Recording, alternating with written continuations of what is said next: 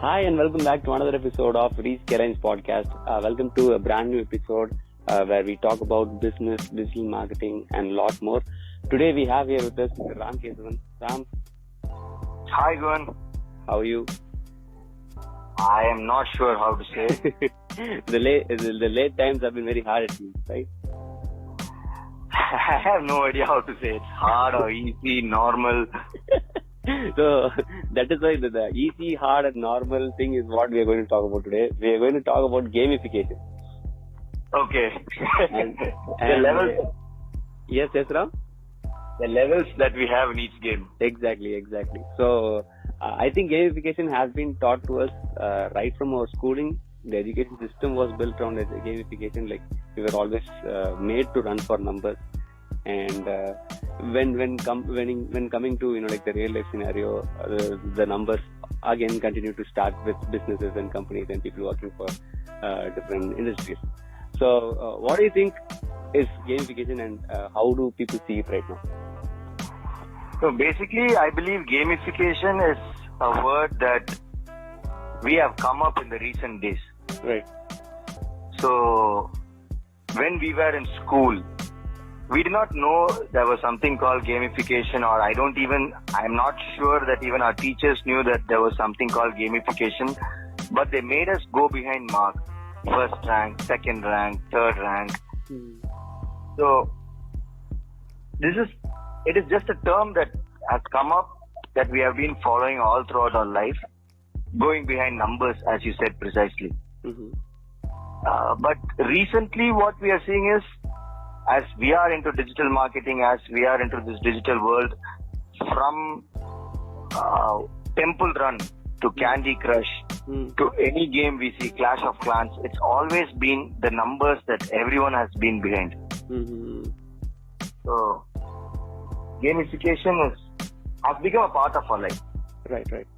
So when we talk about gamification in general, there are two types of gamification. So let's say we have been playing, Call of Duty Modern Warfare or, GTA Vice City or GTA 3 or whatever the game it is. These games always had, an end point, a finish point where you can actually complete the game.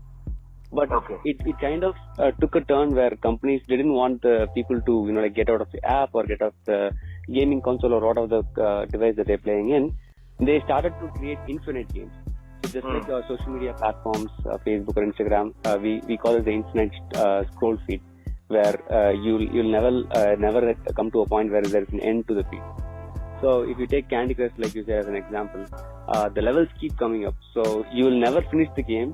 So you will never have the the gratification that you have actually finished the game, or you will never have the dopamine rush that I have completed the game and you move on to the next thing. So they make you stay in this game forever. Do you think brands are also trying the same with their workers, giving them different targets, and once they achieve the target, they give them a new target, and they keep addicted. They keep them addicted in this process. So when you said gratification, so before Candy Crush, I remember playing this game though. So the first Android mobile phone I had, I remember the first game that I played was Temple Run. So this is the first Infinite game that I played. Yeah. I think it was the first game that was very popular, I think, at that time when the gaming was introduced. I remember playing this on my brother's iPhone when he came to India. Then I think I bought an Android. So there is no end to this game. You can run and continuously run, but the patterns are going to be completely different. Okay. So when you're going to take business per se, so you said like our company is doing it, our business is doing it. I would say they're not doing it intentionally, but right now it can be made intentionally. For example, I have heard a lot about this from Ola drivers, Uber drivers, Swiggy delivery boys. Exactly. They say, I have to do my 13th delivery. I have to do my 12th pickup. Yeah. Right. So all of these companies are actually working on gamification on their end user. Right. Or one of their stakeholders. So ethically, I feel it is very wrong. But per se, business per se, profit per se, money per se, GDP per se, Right. I think this is the best way to go to it. Right. And it also creates a system where you can actually monitor the entire thing based off of numbers. So when you put like 5,000 people or 6,000 people in an entire company, it is easier to monitor them that way. So like more than monitoring, you can easily, so Temple Run, it is an artificial intelligence game. So every time it is going to be different. Right. So you don't know whether you are playing it for the first time or the last time, or it is the same for an Ola driver. You won't know whether you're going to do it for the first day or the last day. Right. But you're going to hope that today you're going to finish it. So that is where it is working. I think gamification in business, that is how it has been working. But before this, when we can take the stock market, numbers did play a big role. Okay. People were gamified with the numbers. It is rising, it is falling, it is rising, it is falling. So that was also a kind of gamification that we were all put into. Right. And it was like seriously like gambling kind of stuff. So you put in money and you get adrenaline rush with the money that you have actually invested in. Even like when an Ola driver, his objective, I think that night would not be for money, but that objective for money inside him would have come because of that adrenal rush or the dopamine reaction that is happening inside his body. For that gratification, he would be trying to do the best.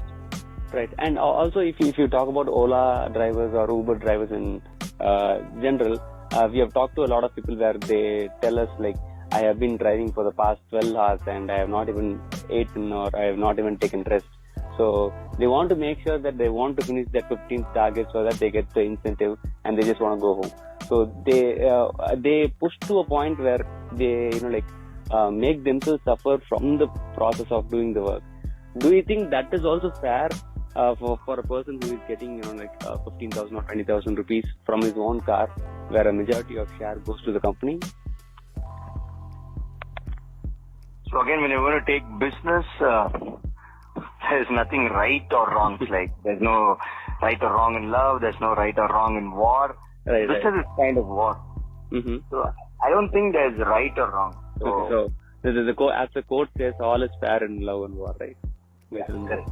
Okay. So if you want, you do it, or else there's another person who's ready to it. So I have spoken to many of these Ola drivers or Uber drivers or Swiggy delivery people, food delivery people. So I have asked them, why are you doing it? The only thing they say is, if I don't do it, someone else is going to take the benefit. Okay. So it's a benefit to it. Yeah. Okay. So someone else is going to get the first rank. Okay. So the objective is to me getting the first rank. Me finishing the level tonight. So it's like, remember playing a game which has finite levels.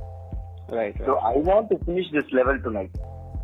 Okay. I will finish it and go to bed, no matter what happens. Let me finish this level tonight and go to bed. Right.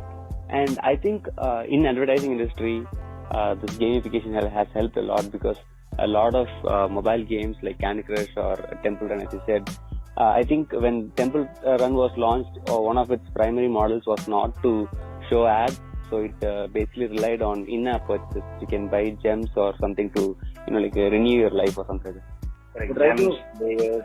Yeah, you can buy something like that to, get more speed or, get acceleration and stuff like that. But right now, what games do is, so they have this in-app purchase as one of their models. But also what they do is, if you want to, get 2 more diamonds, you can watch this ad. So indirectly, they are pushing people to watch an actual 20-second ad, which people will not actually skip in order to get those 2 things, right? Unable to skip. Sorry? Unable to skip ads. Yeah, unable to skip ads, but only if you see the ad for 22 seconds, you'll be getting that thing. The reward. Yeah, the gem or whatever the benefit that they're going to give us. So they won't have that X mark in that, basically just to cut. But if they had it, if you click on it before the 30-second period, you will not get the gem. So I've seen both kind of ads where they will give you the X mark only after the 30th second. and they will give you the X mark in the first second itself. But if you close it within like 15 seconds or 20 seconds, they won't give you the gem. So it will make the people watch the ad twice just to get that. So a lot of strategies are being drawn towards it. So what do you think of this as a marketing strategy where people are forced to watch ads rather than them being just shown what relevant content is? So basically, when we talk about digital marketing or all these new terms that are coming in, which are off the television or the PC. Mm-hmm. So now what we see is not just us are in control over our device, but lot of other people are also in control over our device. Mm-hmm. Right. So brands are actually using it right now. Right. To show their power over, what do you say, our device. So they say like, I am in control over your device. Mm-hmm. And the best way to do it is through gratification, through gamification. Mm-hmm. So it is like a drug. Mm-hmm. It's like buying liquor. It's like smoking. You cannot stop it. You have to do it again. So when I am a huge fan of Candy Crush. Mm-hmm. So I'm in my 39th level. Okay. So my 39th level would be my hardest level. Okay. In that entire thing. And once I finish my 40, I'm going to go to the next entire sequence. Right. So the 39th level is going to be hard. And I would not be able to complete the 39th level with the 5 lives that the game is going to offer me. Yeah, exactly. And you have to wait like for 1 day to... No, I can watch 2 ads to get 2 lives. Okay. It is instant gratification concept. Right. I need to watch 2 ads. Right. Mm-hmm. So I watch these 2 ads, I get these 2 lives, mm-hmm. and I'm able to finish this level. Okay. I will not be able to finish this level for 1 ad. Right. So this instant gratification is something that the new generation has been, infiltrated with. Instant gratification is something that human beings have always been into. But this instant gratification for money through advertisements. Right. No. But if you think of it from technology perspective, let's say back when we were playing cricket or something like that, you have to do an entire bowling and fielding just to get the batting purpose once you finish your bowling and everything. So there can't be an instant gratification there because you have to give chance to everyone and you have to wait for the first batsman to get out so that you get the chance to bat. But right now when you take a video game, you can actually restart the game. Even if you fuck up, you can restart the entire game and you can start playing another game. So the probability of you getting instant gratification is higher right now. Yeah, I think that is very true because before the onset of this digital world, instant gratification was very hard. You need to, as you said, go through your tenure. Mm-hmm. Go through your time to get your gratification. Mm-hmm. But right now, all process, as you say, is fast. And even if you lose, there is a way to succeed through a short route, right? So that you can get your gratification. And you need not wait for your turn, but there is another way. Another person is giving you the opportunity to do it. Very true. I think it's very true what you said. Right. Because what I understood from this is back in our days when we used to watch cartoons or an animation show or whatever it can be, we didn't know the schedule because if it is going to be by 5:30 every day, we made sure that we waited one whole day for the next episode to be aired. But right now with that Netflix and torrents and internet everything, people just binge watch. So they're not able to wait for that 1 week when the actual shows comes up. So for example, if you take Game of Thrones for an example, the new fans who started watching the show from before the 5th season was being aired, so they watched the entire series in 3 days. So for them to expect the next episode to come out for another 6 months, they can't do that. So what they do is they watch other shows, like binge watch other shows in the meantime. Correct. So they have another choice. Yeah. So they have a lot of different ways to make sure they're instant gratification. I remember during my school days, I think maybe my 9th or 10th, I was a huge fan of Dragon Ball Z. Exactly. I was supposed to tell that example because that is one heck of an example because they have a lot of fillers inside and they won't even tell what's going to happen. So I think we can bring all the 90s kids into it. So for all the 90s kids who are listening to this, so there used to be an episode where Team GNU, I think this thing that I'm talking about is maybe 15 years back. Mm-hmm. There used to be a episode where Team GNU used to come into this episode. They used to play rock, paper, scissors and try to exactly decide whom they are going to choose to do the next fight with. Mm-hmm. Right. And then all of a sudden, what happens is the entire series starts from the first. Okay. They go and say, okay, you need to start to watch this episode from first. Sorry, to watch the series from first. Okay, the entire network started telecasting it from the first. First, yeah. So Toonami, so Cartoon Network Toonami started showing it from the first. Okay. So I think around 40 episodes or 50 episodes of Dragon Ball Z I would have started and watched, and then I have to watch it from the beginning. Mm-hmm. And then the same thing happens again. Okay.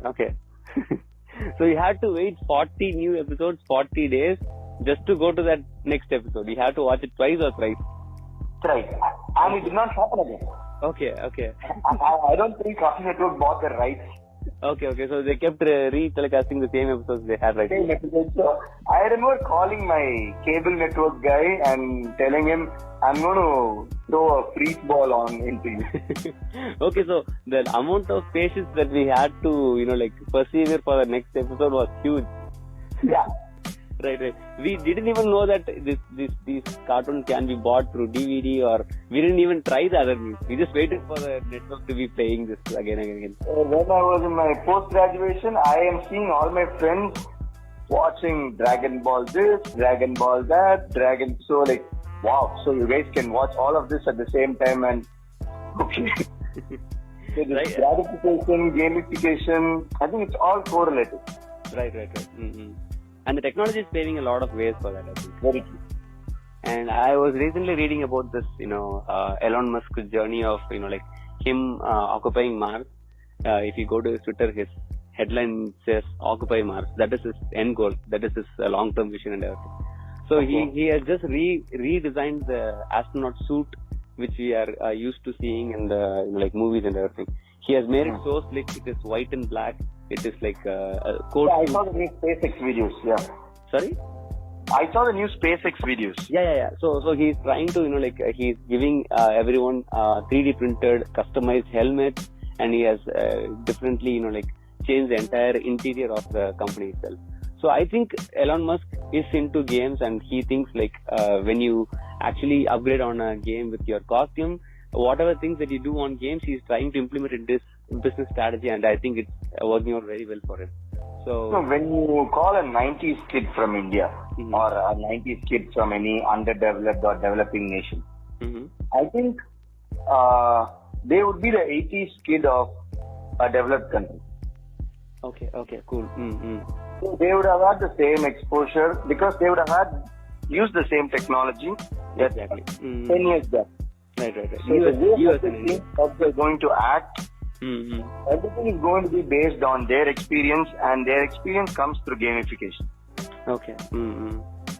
So I'm seeing a lot of these entrepreneurs, all these games, digital games, not just digital games, even any business that is online, even Swiggy, Zomato, everything is gamified. Right. There is something on the right top. There is something says you have a 15% offer if you do this. So everything is gamified. Right. And so tracking the order, keeping you glued within the app. Correct. So it is purely because of some person from somewhere else who was 10 years back, who actually lived the life that a 90s kid in a developed or a developing country, an undeveloped or a developing country like India lived, is able to influence the person right now. Okay. It is actually directly influencing a person. Right. Through their experience. So I think that is the one reason why gamification is working so good in the business field right now. Right.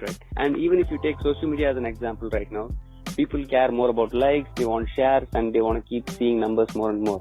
So rather than creating valuable content for the audience, they start focusing on content that will give them the most likes.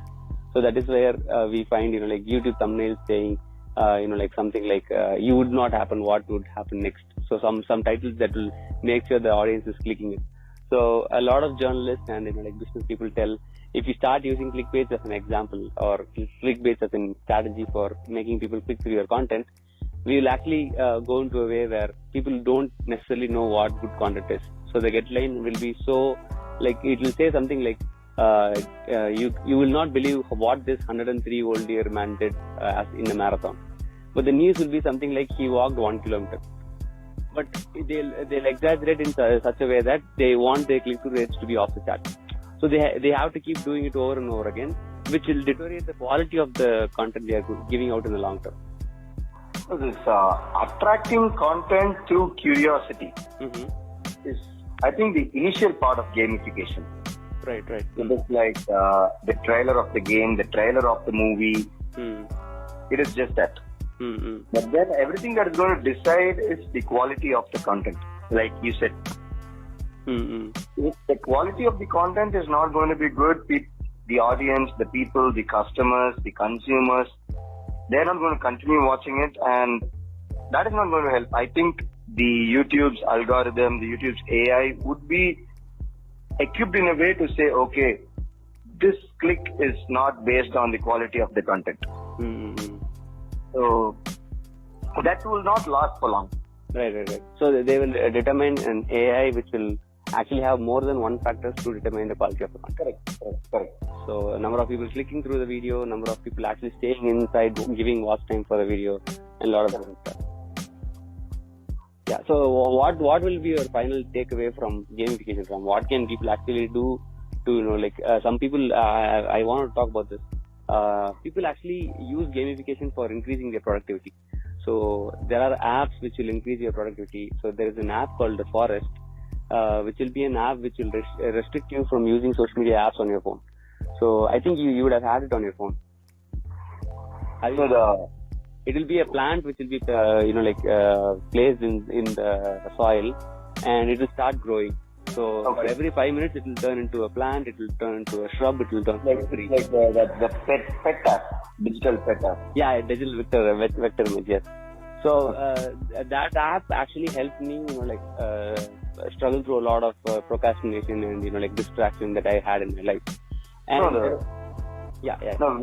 So distraction, the word. Okay. So all this time, I didn't think throughout this, I think 20 odd minutes that we have been speaking, we did not use the word distraction. Right.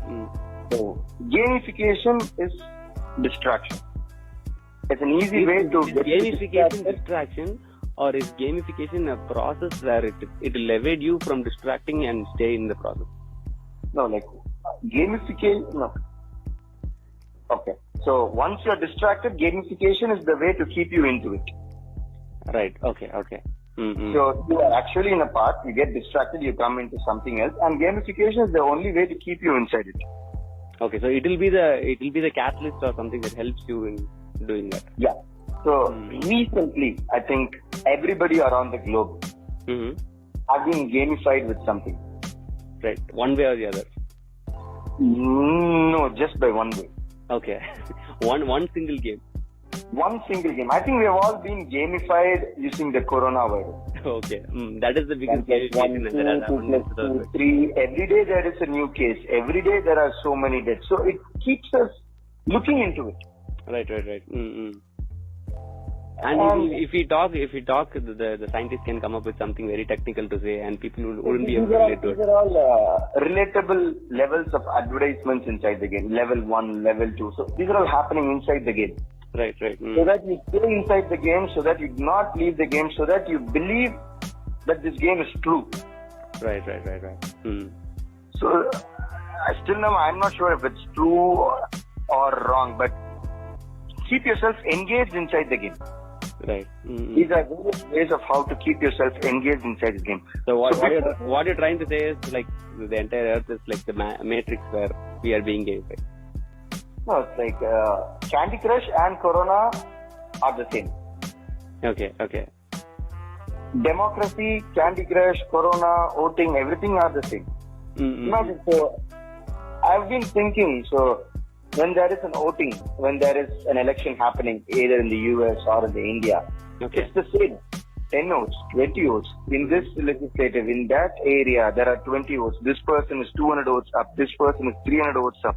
It has been the same with Corona. This city is 200 votes up. This city is giving 700 Corona positive. This city is discharging 300 Corona positive. Mm-hmm. So, the same kind of message has been spread out. Okay. Mm. So, I think we have to decide which is true, which is false. Right. And like we are fed with so. That gamification is the truth.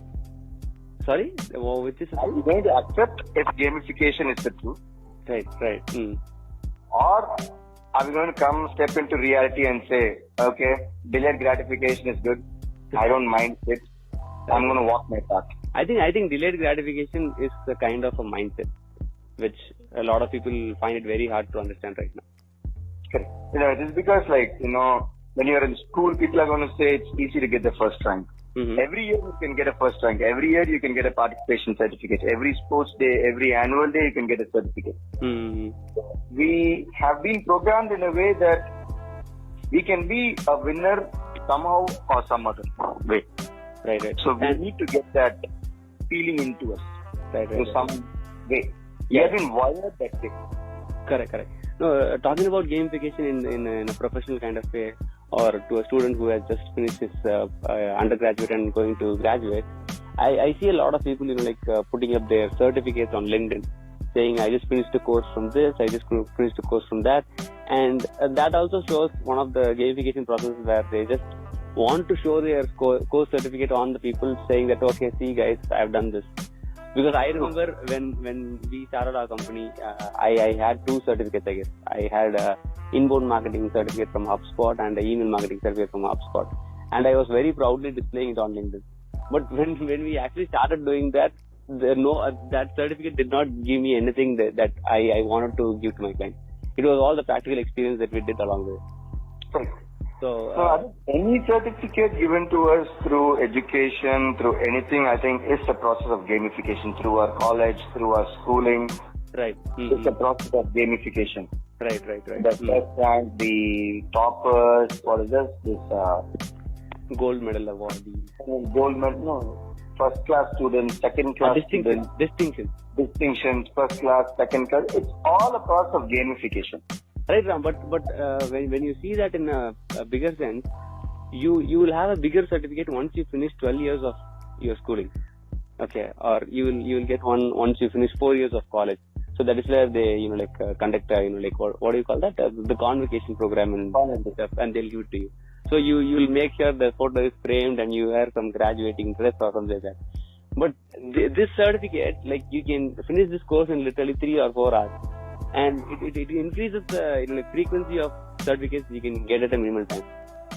Right. So because I never went for my undergraduate convocation because it was too populated for me to get one, and I still didn't get my PG's convocation. So I didn't understand the concept of being overwhelmed by a certificate. So when I see people doing 3 hours and 4 hours of courses and showing it off, I think the gamification really goes off to this. True, very true. So, it's not about gamification. People do not know that they have been gamified.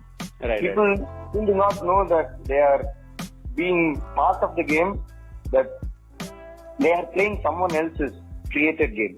Mm-hmm. So any game that you say is a creative creation of someone else. Correct. It is not something that they are creating for them. Mm-hmm. It's someone else's creation that they are going to play. We're going to take Temple Run, a simple example. If I'm going to run on Temple Run, I'm not running for me. Right. Mm-hmm. I'm running on someone else's creation. I'm running on someone else's program. So it's kind of like a gameception. Game within a game within a game. So I think very soon, a lot of us are going to come out of it, because I'm seeing a lot of people all over the world getting fed up of gamification. Mm-hmm. Especially after an age. So that is the one thing that I'm seeing. And the mental maturity should also align with their... Yeah, so the mental maturity I think comes after maybe 28, 30 based on their culture. Mm-hmm.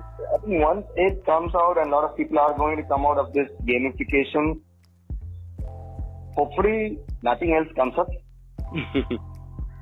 A different form of gamification will come into play with. We will not be able to perceive, I think.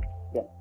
as a form of controlling. If it does not come up, I think people would be in a state to take their own decisions. Right. Okay, Ram, I think it's nearly 30 minutes of this episode. I think we planned it to end by 25, but it naturally gets to... Yeah, I think it has been gamified. Yeah, we've been gamified with numbers again. Okay, Ram, thank you so much for your time. I think this was a very interesting episode, and people need to watch this in order to get educated about how we are gamified. So thank you so much for coming to the show, Ram. And Thank you. This is Raj Aguvan and Ram Kesavan. Signing off. Take care. Bye. Bye-bye. Cut பண்ணிக்கிறேன்.